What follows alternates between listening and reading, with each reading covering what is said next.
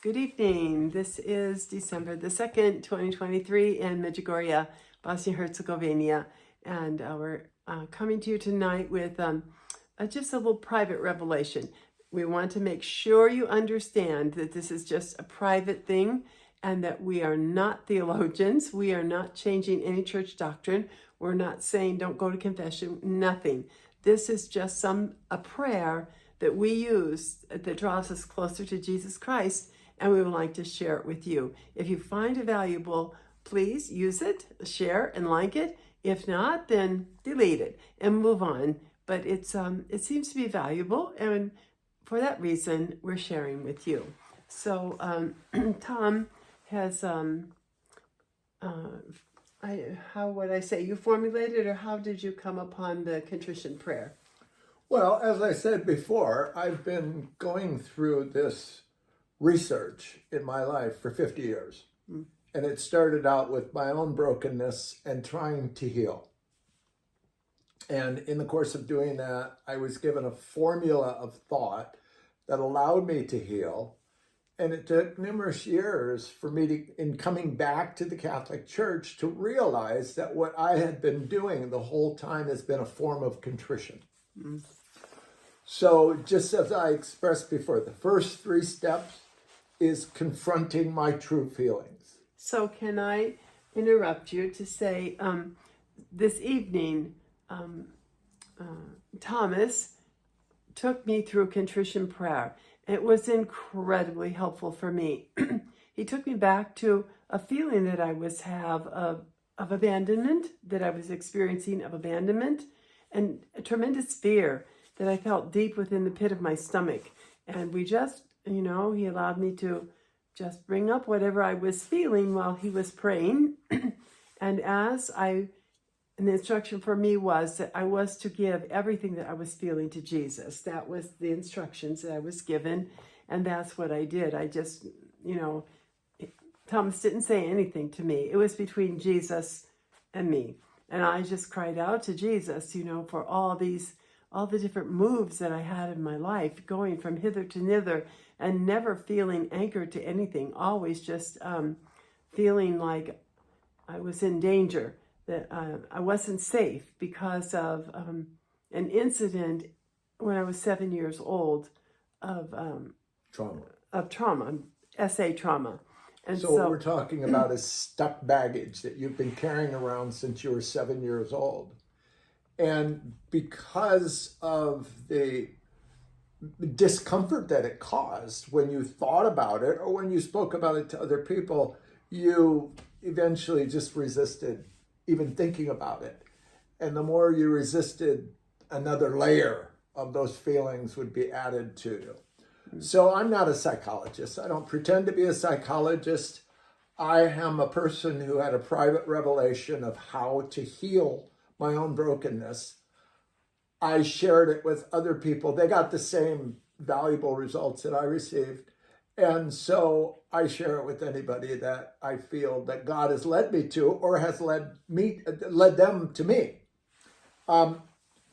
It's very important that you understand, well, you understand now because I've walked you through the prayer, but it's important for your viewers to understand that that first video that we did that referred to a fear of heights or a fear of water, that was like kindergarten explanation of how trauma affects us. What we do in trauma is we make a decision, a fear-based decision, to avoid the loss or the potential loss or the imagined loss that takes place during trauma. And this is what you went through, right? Is that you found that. What I would like to do is, and I mentioned this to you by text before, I don't know if you read it or not, but what I would like to do is give you the document, the simple 2-page document that explains what contrition prayer is and how to do it yourself or to do it with other people that you want to help over the video so that people can see the simplicity of it and allow you, giving you my formal agreement that you can send this to anybody that asks for it. So you should be able to put it on your YouTube site, and they could just download it and do what they do with it. I think that's a good idea. Oh, I had a thought in my mind. Oh, I hate it when a thought comes in and phew, it goes out so quickly. Oh, I know what I wanted to say was after we were finished, I said to Thomas that all of this contrition prayer, is just a very deep act of surrender. And on my channel, I have recorded the surrender video. We have the Divine Mercy, which is, again, surrendering everything to Jesus. That surrender prayer that Jesus, I give you everything, you take care of it. Divine Will is all about surrendering our will to the will of Jesus, giving up our human will in exchange for the divine will to live in us. Also in the Bible, where we are giving everything to Jesus. Become like little children and follow me. You know, a little child is not afraid. A little tiny child is not traumatized. They're very secure in their around their parents. And so I should be very secure with my Jesus. But there's times when, honestly, I'm not secure because of the baggage that I have inside of me. And wow, this prayer today really brought up some very, very powerful things. So I believe that what we are saying here is in agreement with everything that I have been reading to you from Divine Will, from the Flame of Love, from the Bible, from St. Faustina. There's nothing here that contradicts anything in Catholic teaching, adds to it, or changes it. Nothing at all. So that's what I want you to know, and be assured that we are not in any way saying that we're therapists, we're theologians, we're instructors. We're not. This is us getting together, and we're inviting you into our living room, my living room this evening, to share this time with you. Okay. So obviously we're not trying to impress you. I'm a nobody. I'm just a human being who was given the grace from God when I prayed for that grace to change my life. And I was given this tool to change my life. And like I said, I wanted other people to be able to experience it. I didn't want to hoard this gift and not share it with others. So I shared it with others. And what I found is every time I shared it with others, I grew to a higher level. So to a certain degree, the more I share this, I know that I'm going to move closer to God and my life is going to improve. Mm-hmm. It doesn't mean I'm going to become rich. It doesn't mean I'm going to be popular. It just means I'm going to have a stronger relationship with God. And that's how you improve your life. After that, it's just a matter of experiencing that relationship and the fruits of the Holy Spirit that come with it. And that's really the key. Right. So it starts out with anything in your life that does not align with the feelings that you would receive from the fruits of the Holy Spirit: joy, peace, self-control, kindness, goodness, all of these 12 fruits of the Holy Spirit. If you're outside those fruits, you have something you can take to contrition prayer. So that would be referred to as the issue. And that's the first thing that you'll learn in this documentation if you decide to download it from Teresa's site. So you start out with the issue. The issue is defined as your unwanted and unpleasant feeling and or behavior. So really it comes down to, do I have control of my feelings and or behavior? If I don't, that's an issue. So, and I'm reading this to you, and it might be sort of tedious or redundant for me to do this, but it gives me the opportunity to also fill in the blanks with questions you may have or questions people have asked me in the past. So when you get this document, you'll know what's in it, and you'll read it for yourself and make the decision, am I going to use this or not? So there's a note under A for issue. The simple definition of A is any feeling or behavior that falls outside the fruits of the Holy Spirit. Then it says, see below. So we've got a list of the fruits of the Holy Spirit on the last page, so you'll have access to that. This is a 6-step process of questions a transition that takes place, which is when you give it to Jesus. And the seventh step is you're participating in your transformation. St. Paul refers to it as the old self becomes the new self. It's no longer I that live, but Christ that lives within me. That takes place every time you complete contrition prayer. So the first step is you're looking for the feeling in either one word or a short phrase. So you know what you're feeling inside. Let's say that you're working with someone else and they're telling you about the problem they're having in their marriage. And maybe this is the 6th, 7th, 8th, 10th time you've heard this. So you know they're stuck in it.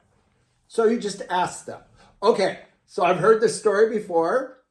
And I'm talking about people that know each other and they're friends. So they can be this abrupt about it. If you're working with someone that you don't know that well, you wouldn't be this abrupt. So your communication matches the relationship you have with the person. So I've heard this. This is the 6th time you've said this.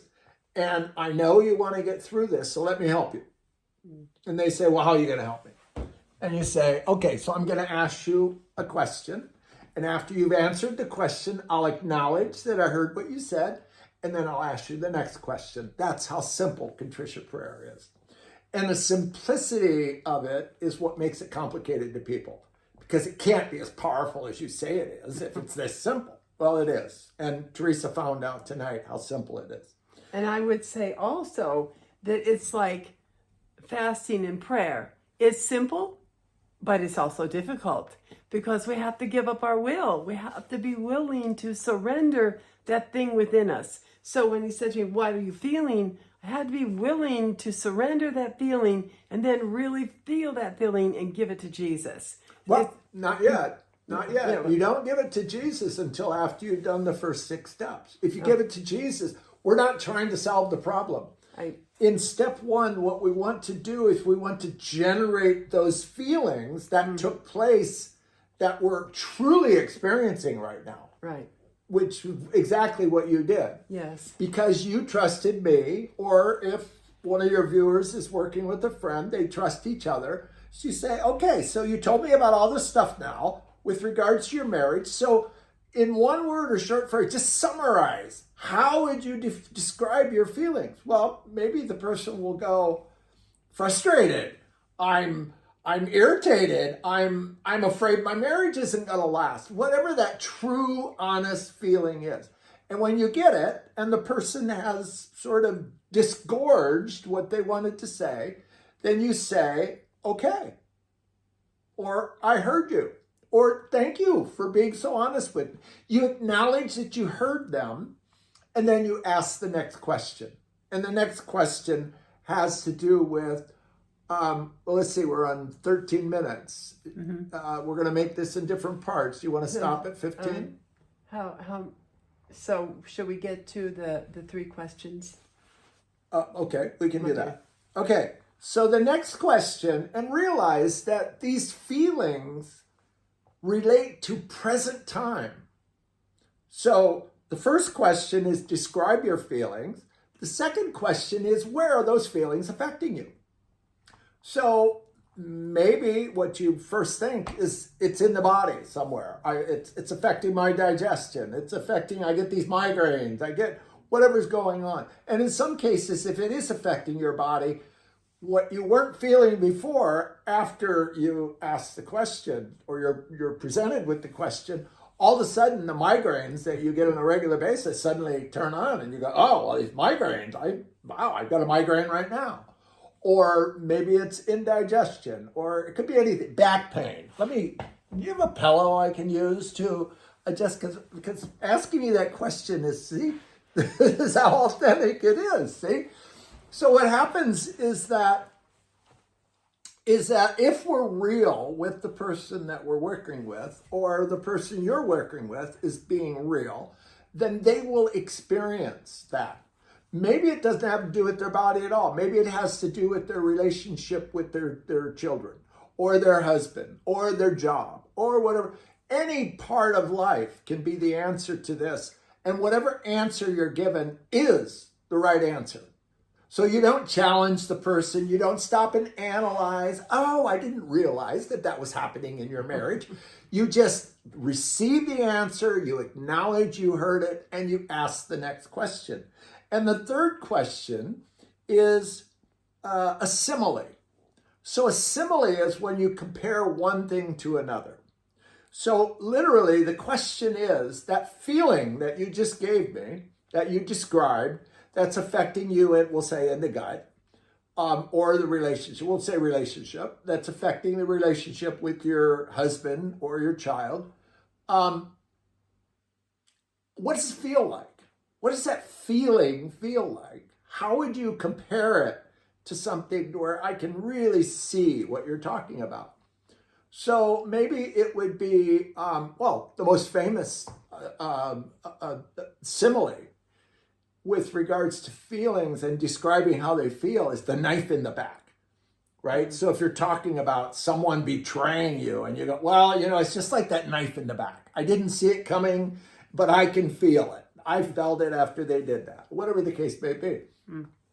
So the point is that you've got simple questions to ask, acknowledge you got the answer, don't interrupt what they're saying, let them finish, let them take a breath. When they start to repeat themselves in their answer, then just say, okay, well, let's go to the next step. So it's patience and kindness while you're doing this. You don't force it, you don't evaluate, you don't judge, you just let them answer the question.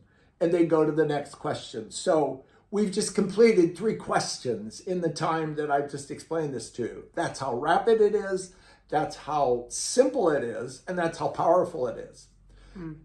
Now, the last thing I want to say before we end this part is that the whole idea of asking the questions is to elicit the feelings.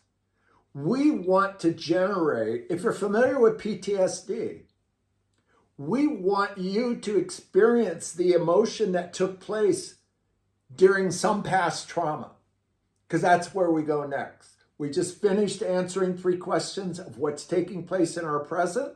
Very easy to do if we're being honest with the person that's in front of us. And now we're going to go to the past. So that's part 2. Okay, so we will sign off on this and we'll be back momentarily.